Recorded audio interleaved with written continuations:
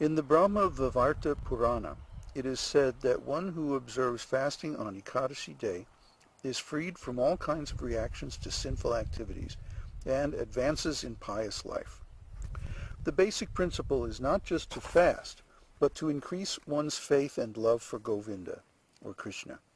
The real reason for observing fasting on Ekadashi is to minimize the demands of the body and to engage our time in the service of the Lord by chanting or performing similar service. The best thing to do on fasting days is to remember the pastimes of Govinda and to hear his holy name constantly. So the Ekadashi day is the 11th day of the moon. The 11th day counted from the full moon and the new moon. So we mark those on the calendar on our site. And we encourage everybody to fast from grains and beans. You can eat vegetables, fruits, milk products, seeds, like sesame or quinoa. You can eat all kinds of delicious things on Ekadashi, but don't eat grains and beans.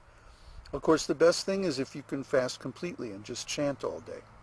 But again, if that's too much, just do what you can do. There's also a calendar called Vaishnava Reminder, because sometimes the calculations for Ekadashi are different days on different parts of the world.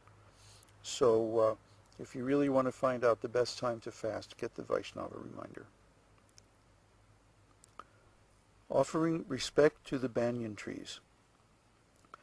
In the Skanda Purana, it is directed that a devotee should offer water to the tulsi plant and the amalaka trees. Amalaka is the banyan tree. He should offer respect to the cows and to the brahmanas, and should serve the Vaishnavas by offering them respectful obeisances and meditating upon them. All of these processes will help the devotees to diminish the reactions to his past sinful activities. So especially tulsi worship is very important. Amalaka is only grown in certain parts of the world. But the banyan tree is very nice because you can sit underneath it. It makes extensive shade. And also the leaves and seeds tend to chase off insects and snakes and other predators. Giving up the company of non-devotees. Lord Chaitanya was once asked by one of his householder devotees what the general behavior of a Vaishnava should be.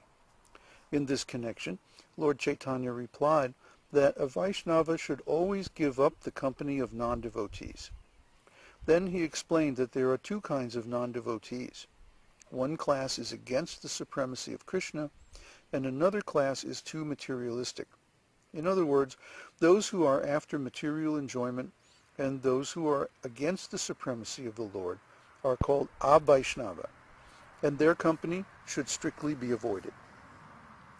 In the Katyayana Samhita, it is stated that even if one is forced to live within a cage of iron, or in the midst of a blazing fire, he should accept this position rather than live with non-devotees who are through and through against the supremacy of the Lord.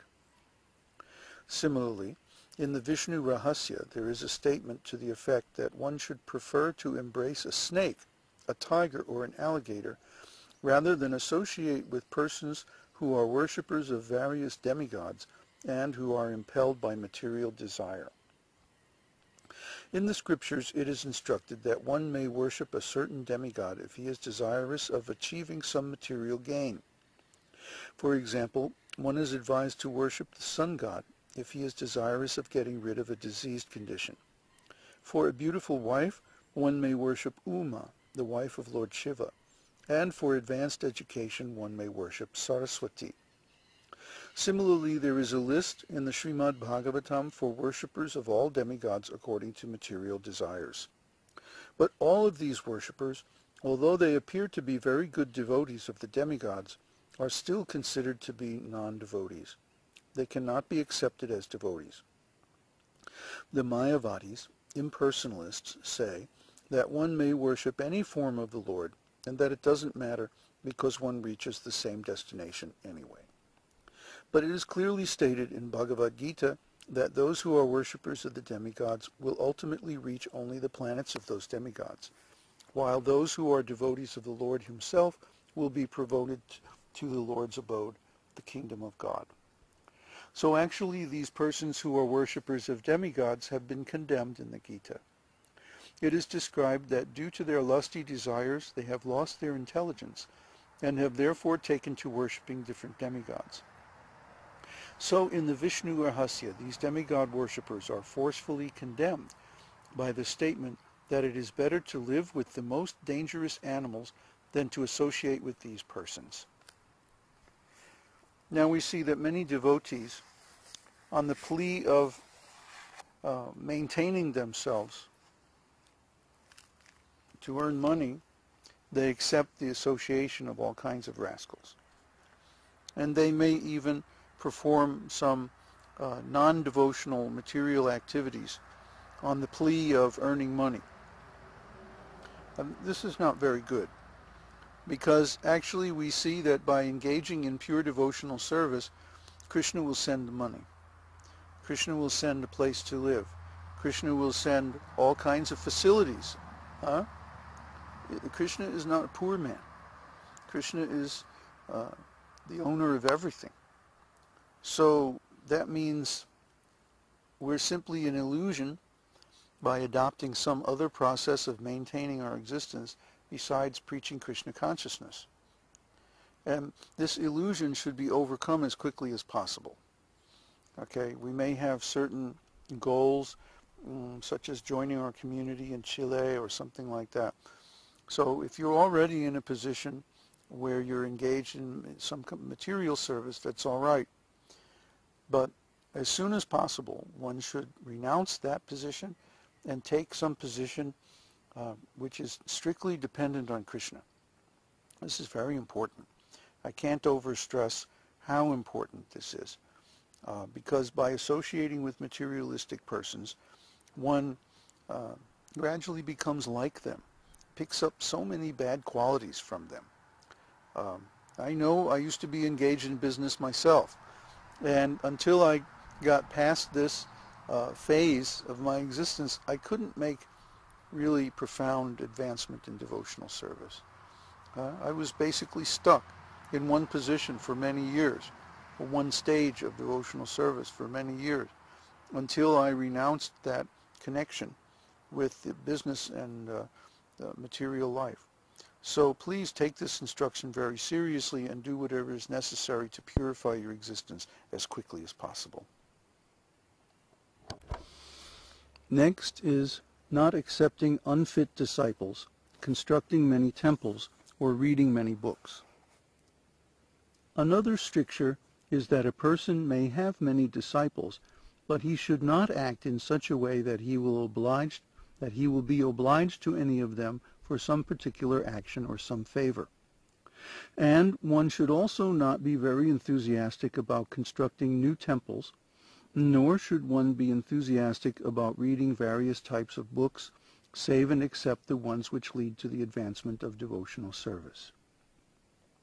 Practically, if one very carefully reads Bhagavad-gītā, Śrīmad-Bhāgavatam, teachings of Lord Chaitanya and this nectar of devotion, that will give him sufficient knowledge to understand the science of Krishna consciousness.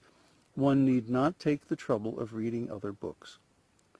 In the 7th Canto of Śrīmad-Bhāgavatam, 13th chapter, verse 8, Narada Muni, while discussing with Mahārāj Yudhishthira the various functions of the different orders of society, especially mentions the rules for sannyasis, those persons who have renounced this material world. One who has accepted the sannyas order of life is forbidden to accept as a disciple anyone who is not fit. A sannyasi should first of all examine whether a prospective student is sincerely seeking Krishna consciousness. If he is not, he should not be accepted.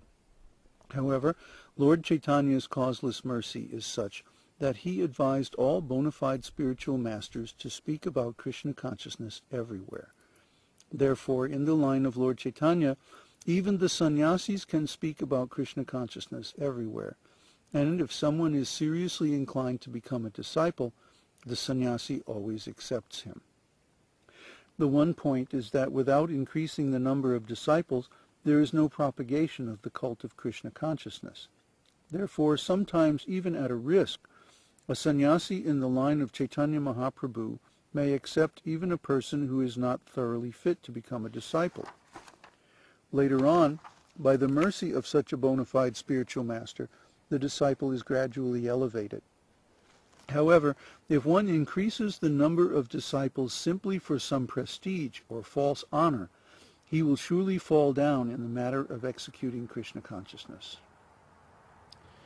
Now, this is a big problem, because on the one hand we want to increase the number of devotees, but on the other hand, if we accept people who aren't qualified, then we'll pollute the association of devotees with people's materialistic ideas,